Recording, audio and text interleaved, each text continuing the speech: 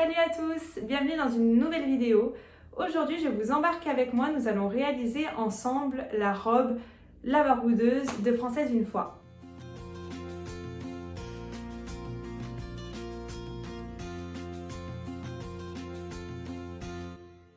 La Baroudeuse est une robe que vous avez déjà vue dans ma précédente vidéo, donc sur mon bilan couture. C'est une robe que j'avais réalisée dans une gabardine noisette de chez Mondial Tissu. Et c'est une robe que j'ai adoré porter l'été dernier. Du coup, je voulais m'en refaire une pour cet été. C'est un patron que j'avais acheté sur Makerist. Il est, il me semble, à 11 €. Je vous mettrai le lien dans la barre d'infos. Et c'est un patron qui est actuellement en promotion. Donc je ne sais pas quand je poste cette vidéo, j'espère que la promotion sera encore en cours. Mais j'ai vu qu'il était actuellement à 2 € sur le site Makerist jusqu'au dimanche 20 mars. J'espère que cette vidéo n'est pas sortie en retard, au moins que vous ayez pu voir cette petite offre quelque part dans cette vidéo à l'heure. C'est un patron que j'avais adoré coudre. Donc j'ai décidé de réitérer le projet. Concernant le patron, c'est un patron qui demande selon le tableau 2,20 m de tissu. Après, à vous de bien placer les pièces pour essayer d'économiser un peu de tissu. Moi, c'est quelque chose que j'adore faire. Donc, pas par radinerie, ou peut-être un peu, mais parce que j'aime bien pouvoir avoir des grosses chutes pour pouvoir faire d'autres projets dans mes chutes. Parce qu'avoir plein de petites chutes, ça me gonfle, je les garde pas, je jette tout. Je trouve que ça me fait un bazar monstrueux. Donc voilà, j'aime bien faire un petit puzzle là, avec mes pièces pour avoir les plus grosses chutes possibles. Donc il vous faudra 50 cm également de thermocollant pour thermocoller le col. Perso, j'aime bien utiliser un thermocollant assez fin. J'aime pas quand le vêtement est trop rigide. Je trouve ça un peu trop gainé, là, ça me plaît pas. Donc je prends un thermocollant très basique de chez Mondial Tissu, là, ceux au rouleau. Voilà, un truc très fin. Et il vous faudra également des boutons. Donc il en faut 8 ou 9, il me semble. Vous verrez que moi j'ai rallongé un petit peu ma robe, donc je pense qu'il y en aura peut-être un peu plus. À savoir que vous verrez tout au long de la vidéo, mais je n'ai toujours pas trouvé les boutons de mes rêves. En fait, j'ai une idée en tête, une idée bien précise de ce que je veux et je ne trouve pas. Ce matin, j'ai couru à la mercerie du coin pour pouvoir trouver des boutons. Je n'en trouve pas sur internet, j'ai du mal à acheter. Tout simplement parce que je visualise pas la chose, j'ai besoin de toucher, de ressentir, de voir la taille et tout ça, donc je trouve pas les boutons. Donc cette robe n'aura pas de boutons jusqu'à nouvel ordre, jusqu'à ce que je trouve des boutons qui me conviennent. Mais de base, c'est un patron en fait qui est créé pour la porter sans boutons. Donc je vais la ceinturer. Après, je vous avoue que je ne sortirai pas avec cette robe sans boutons, je serais vraiment trop mal à l'aise, je sais pas, un coup de vent, un truc, non, c'est hors de question. Mais en tout cas, si vous voulez voir cette robe portée avec des boutons, et n'hésitez pas à aller sur ma page Instagram Apostory, puisque dès que j'aurai cousu des boutons, je la mettrai en photo quelque part sur cette page. Pour terminer avec la mercerie, ce n'est pas obligatoire, mais j'ai décidé de faire une ceinture qui passe dans un passant. Je ne sais pas du tout comment ça s'appelle. Donc je vous explique, en fait la première fois que j'ai réalisé cette robe, donc c'est une ceinture qu'on noue et je trouvais la ceinture un peu trop petite. Donc je m'étais dit, bon là quand je la refais, je coupe une ceinture plus longue. Le problème c'est qu'en fait quand on découpe la ceinture, on est déjà au pli et on prend toute la laise. Donc si j'avais voulu rallonger la ceinture, j'aurais dû faire des raccords. Devoir coudre plusieurs morceaux de ceinture pour n'en faire qu'une. Et franchement, je trouvais que ça cassait un peu la chose. Je savais pas trop comment faire pour rallonger cette ceinture en gardant l'élégance que j'aime de cette pièce-là. Et en fait, Héloïse, donc la créatrice de Française une fois, a publié une vidéo sur Instagram où elle avait réalisé donc la baroudeuse dans un tissu similaire au mien entre guillemets. En tout cas c'était un tissu assez rigide avec de la tenue beige, des boutons écailles comme je rêve d'en trouver. Et elle avait mis donc sur sa ceinture des boucles pour faire un peu comme une sangle qu'on vient serrer à la taille. Vous savez, c'est comme pour les tabliers par exemple, vous savez, ce truc-là qu'on fait glisser, voilà, j'adore. Et du coup, je me suis dit, mais c'est ça que je veux, et en plus, ça évite de la nouer, donc ça la rallonge. Moi, j'aime bien avoir un truc qui pendouille, là, j'adore. Donc, je me suis dit, c'est ça que je veux.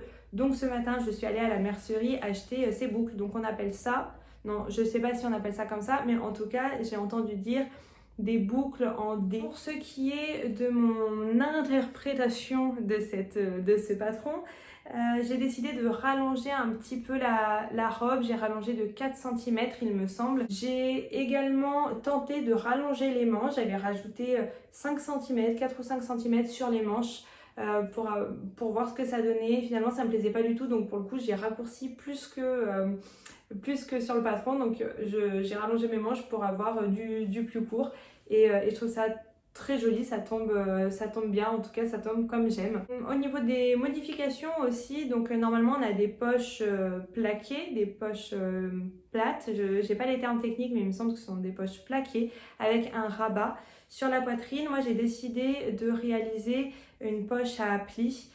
Donc vous verrez sur la vidéo, je montre bien, donc ma poche aura des plis. Je trouve que ça rajoute un côté un peu saharienne que j'aime, voilà, un côté que j'aime beaucoup, et qui était très tendance l'été dernier. Donc je me suis dit, allez, je fais ça. C'est pas grand chose, mais ça rajoute quand même, ça rajoute voilà, ça rajoute. Donc concernant le tissu, c'est un tissu que j'ai acheté sur le site des Coupons Saint-Pierre. Donc c'était un coupon de 3 mètres à 20 € les 3 mètres il me semble.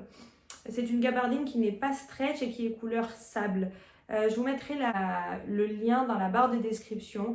Mais en tout cas, voilà, c'est un tissu que j'aime bien travailler, la gabardine, parce que ça se tient bien, pas comme les tissus fluides où on galère un petit peu. Là, je trouve que pour débuter, alors il y a un petit peu d'épaisseur quand on fait par exemple un ourlet qui avait déjà une patte de boutonnage, tout ça. Donc il faut passer un peu les épaisseurs, mais sinon c'est vraiment un plaisir à coudre. Donc écoutez, c'est parti pour la suite de la vidéo sur le montage de cette robe. J'espère qu'elle vous sera utile si vous devez réaliser la robe. Si vous avez d'ailleurs des questions, s'il me manque des informations, si je n'ai pas tout dit ou pas tout filmé, vu que c'est une première pour moi de filmer quand je couds, n'hésitez pas à me poser des questions en commentaire, et sinon j'espère que vous allez prendre un grand plaisir à regarder cette vidéo. En tout cas moi ça me fait trop plaisir, donc c'est parti pour la suite.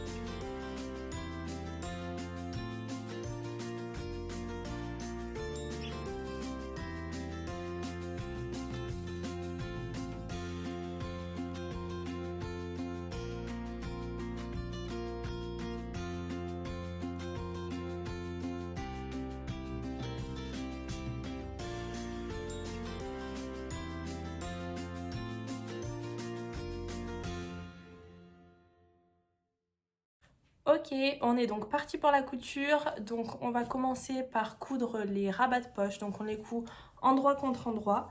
On vient piquer donc sur tout le contour sauf le haut de façon à pouvoir la retourner. Donc on pique sur ces côtés là, on vient couper à ras, on crante bien les angles et on vient le retourner. Une fois retourné, on repasse bien de façon à avoir quelque chose de bien plaqué. Moi je vais surpiquer pour avoir une jolie finition, et ensuite on viendra le prendre en sandwich entre le devant, donc entre le haut et le bas. On mettra le devant endroit contre endroit et on aura notre poche.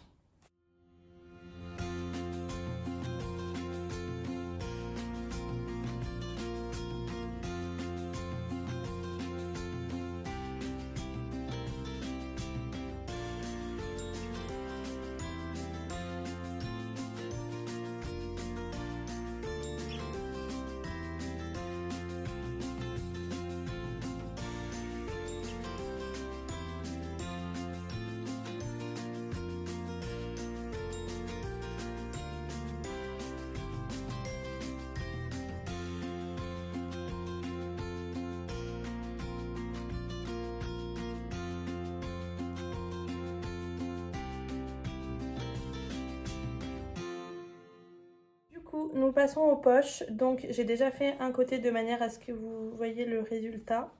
Donc, en gros, je n'ai pas trop calculé en fait, hein, j'essaye de faire quelque chose de symétrique. Je fais un petit rabat là de 1 cm.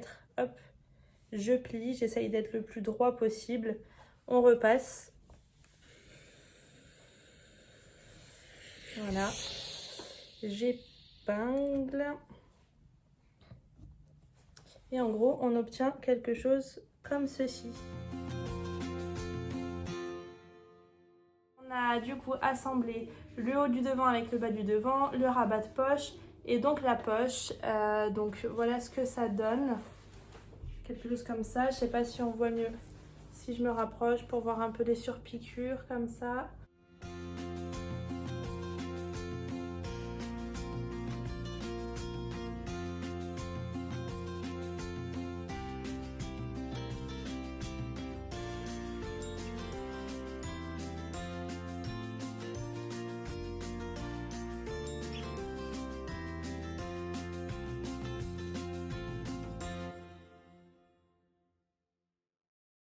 Il est temps de passer à la boutonnière. Donc on vient se mettre sur l'envers. On fait un repli d'à peu près 1 cm. Le but c'est d'arriver en fait sur la première ligne.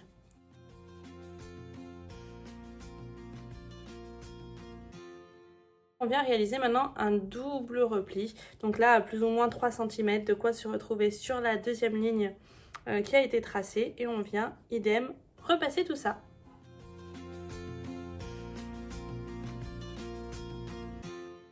Ça y est, on a réalisé notre double rentrée sur l'envers et je suis venue piquer à peu près 3 cm du bord de façon à former notre boutonnière.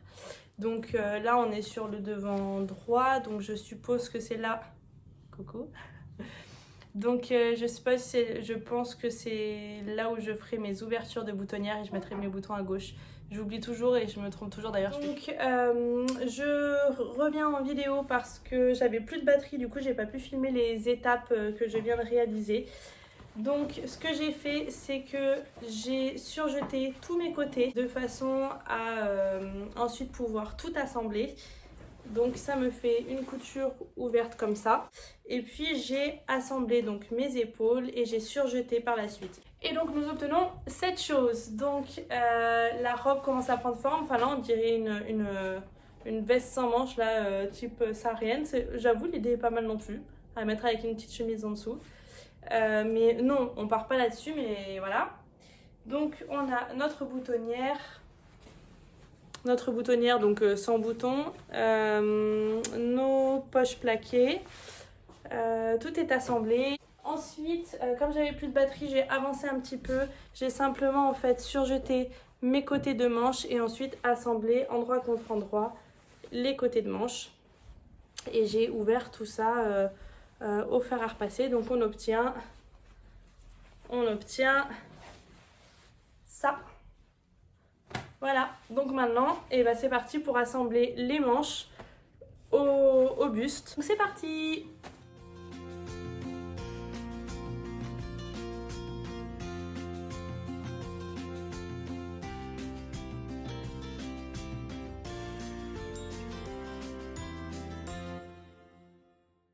Bon, j'ai enfin réussi à monter ces manches. Franchement, c'était une galère. En fait, la manche, là, la tête de manche était bien plus longue que l'emmanchure. Résultat, j'ai galéré parce que ça débordait partout, parce que ça me faisait plein de plis là-haut. J'ai cousu, j'ai réussi malgré tout à coudre. J'ai fait un truc semblable. Enfin, c'est toujours le moment où t'as plus de fil dans la bobine, du coup ça te fait un truc, ça te fait des fils tout détendus parce que c'est la fin.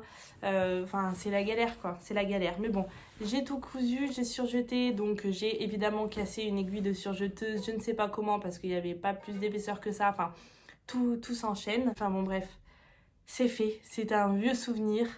Résultat, j'ai les manches, tant bien que mal. Franchement, j'arrive pas trop à voir si elles sont bien ou mal posées. Elles me paraissent normales, mais vu que c'est un peu oversize et tout, et que la gabardine c'est assez rigide, j'arrive pas à voir si elles sont bien ou mal posées. Ça m'a l'air normal, mais franchement, je sais pas.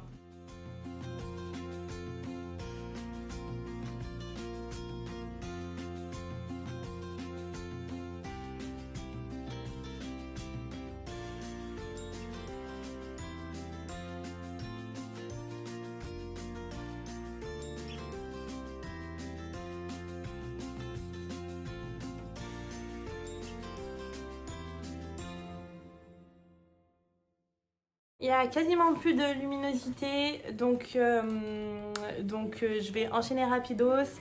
Il y a sûrement du bruit derrière parce que j'ai ma fille qui est en train de regarder la télé et ça me sauve pour aujourd'hui pour terminer cette robe. Donc j'ai réalisé les revers au niveau de la manche. Résultat, en fait, j'ai vraiment raccourci les manches de façon à ce que le revers finisse sous l'aisselle. Finalement, le rendu était plus joli avec une manche un peu plus courte. Donc voilà, ça c'est fait.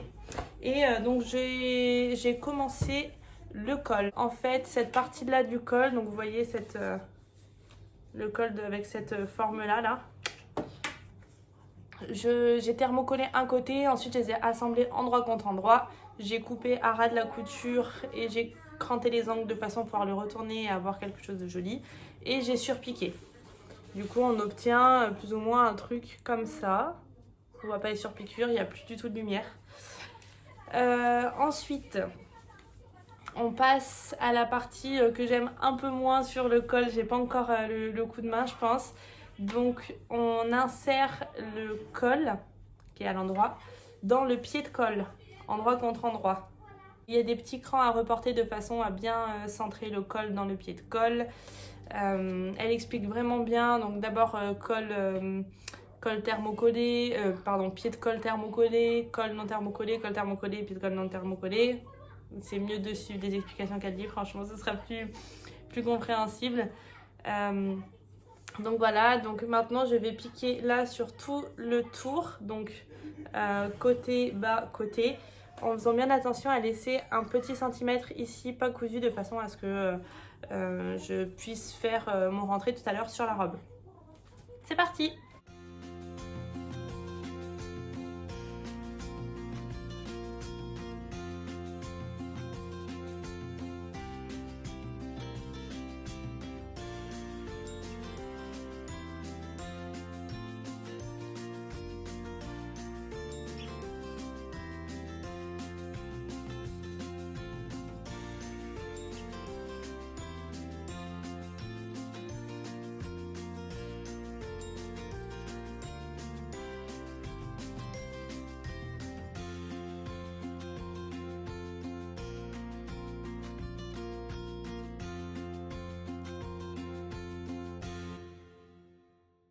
Nous voici une semaine plus tard, nous sommes samedi 18 mars il me semble, peut-être même le 19 d'ailleurs.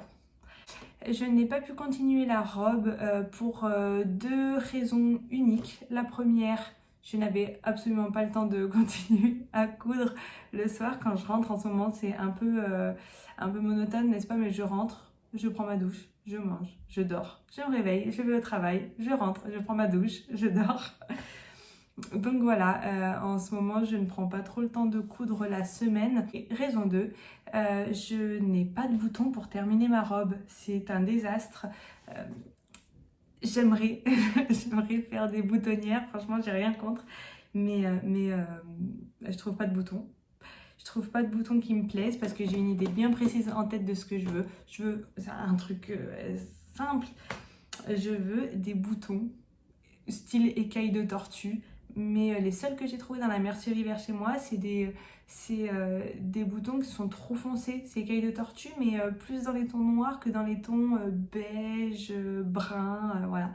Donc je trouve pas. Aujourd'hui, il va nous rester du coup la ceinture à faire. Donc on va assembler les deux parties de la ceinture, la retourner, bien la repasser, la surpiquer et venir donc mettre ses attaches. Je l'ai jamais fait, mais je pense que je vais m'aider de vêtements que j'ai avec cette sangle pour voir comment s'assembler. Ça doit pas être compliqué. Donc on va s'occuper de la ceinture et puis on va s'occuper de la portée. C'est génial. Et on va pas s'occuper des boutonnières parce que sans bouton des boutonnières c'est nul, et parce que avec une machine qui n'a pas la boutonnière automatique, bah, c'est encore plus nul. Donc voilà, hein, voilà. J'ai des tout petits yeux, vous m'excuserez, mais j'ai le soleil en face. En fait, le ciel est gris. Le ciel est gris et il m'éblouit. Donc j'arrive pas à ouvrir les yeux. Et si je souris, bah, c'est encore pire.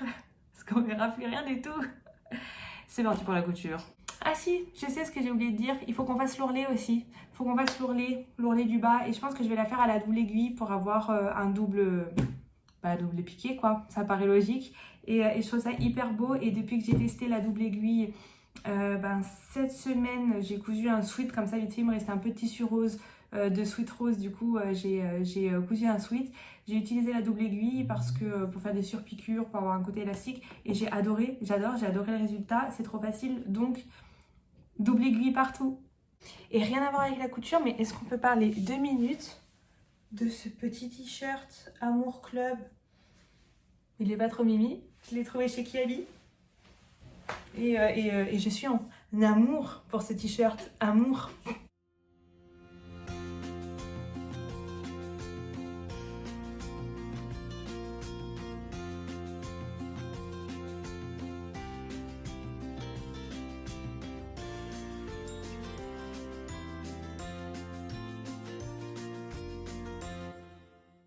Je me mets à votre hauteur. Donc j'ai assemblé ma ceinture, je l'ai retournée, surpiquée, ce qui donne quelque chose comme ça. Et donc nous allons pouvoir passer à l'assemblage des anneaux. Je ne sais pas du tout comment ça s'appelle et je ne sais pas comment ça se met. Enfin, j'ai une vague idée en tête de ce que j'ai pu porter. J'ai cherché dans mon armoire si j'avais une ceinture qui s'y apparentait et je n'en ai pas, donc je vais faire ça de tête. Je vais prendre déjà le côté le plus moche. Je pense que je vais faire quelque chose comme ça. Oh, ça rentre pas en fait, ma ceinture est beaucoup trop large. Ouais, est-ce que ça passe quand même? On va faire des tests à mon avis. Hein. Je viens de tester, donc j'ai épinglé déjà pour voir si le système fonctionnait. Et puis comme la boucle est plus petite que ma ceinture, voir si ça faisait pas trop bizarre. Ça fait un petit peu bizarre, on va pas se mentir. Ça fait un peu, voilà, plus serré que voilà. Mais en même temps, c'est pas choquant. Et puis au moins, elle tient hyper bien. Parce que vu qu'elle est à l'étroit, c'est serré. Là, ça bouge plus. Genre même pour la serrer, je galère. Donc là, ça risque pas de se desserrer. Et puis voilà. Après, je pense que là, ça fait bizarre avec ma tenue. Mais quand j'aurai ma robe, ce sera ton sur ton. Ça contrastera un peu moins. Donc voilà.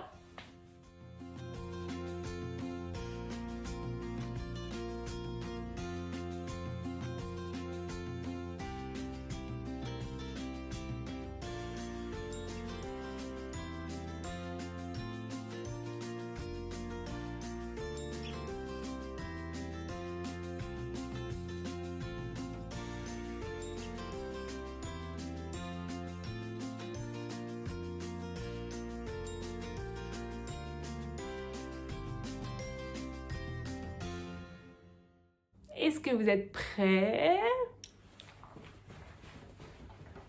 Tadam! En vrai, je suis beaucoup trop fan de cette robe. Je me baisse comme ça, non pas pour prendre une position bizarre, mais pour être au milieu de la vidéo. Donc, j'adore. J'ai bien fait de la rallonger, sinon elle aurait été vraiment courte, vu qu'elle blouse un peu là-haut. Méga fan de ces petites poches au pli là, vraiment canon. Je pense que des boutons ne feront pas de mal parce que là c'est un peu olé olé, mais voilà.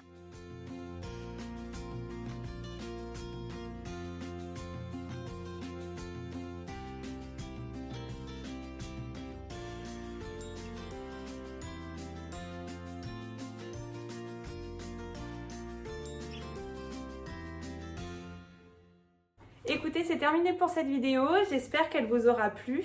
J'espère que cette robe saharienne / trench vous aura plu. Si cette vidéo vous plaît, n'hésitez pas à mettre un commentaire, à mettre un like, à vous abonner aussi à ma page Instagram. Ça me motivera à en faire davantage. J'adore ce partage. J'ai adoré les personnes qui m'ont donné des conseils sur la vidéo, sur mes coutures, des petites questions. Vraiment, ça me fait trop plaisir, donc n'hésitez pas. Et puis je vous dis à bientôt pour de nouvelles aventures, n'est-ce pas? Gros bisous!